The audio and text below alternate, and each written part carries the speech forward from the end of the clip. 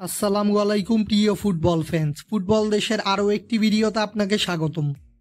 2024 Copa America জয়ের পর এবার সেপ্টেম্বর মাসের ফিফা উইন্ডোতে বিশ্বকাপ বাছাই পর্বের দুটি ম্যাচ খেলতে মাঠে নামবে বর্তমান বিশ্ব চ্যাম্পিয়ন আর্জেন্টিনা, যেখানে প্রথম ম্যাচে আগামী 6 সেপ্টেম্বর চিলির মুখোমুখি হবে আর্জেন্টিনা।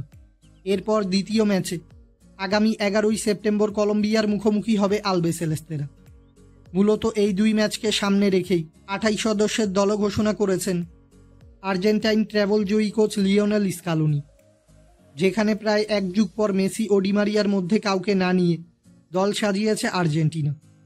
মূলত ইনজুরিতে থাকার কারণে দলে ডাক পাননি আর্জেন্টাইন অধিনায়ক লিওনেল মেসি।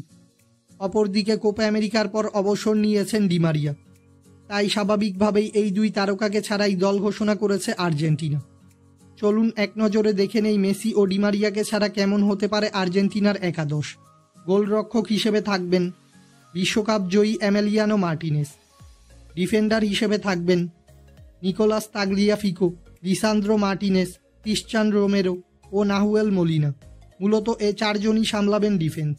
মিডফিল্ডার হিসেবে থাকবেন Rodrigo De Paul, Giovani Lo Celso ও এনজো ফার্নান্দেজ, এবং আক্রমণ ভাগ সামলাবেন আলেহান্দ্রো গার্নাচো, লাউতারো মার্টিনেস ও পাউলো ডিবালা। খুব সম্ভবত মেসি ও ডিমারিয়াকে ছাড়া এমন একাদশ নিয়েই মাঠে নামতে পারে বর্তমান বিশ্ব চ্যাম্পিয়ন আর্জেন্টিনা।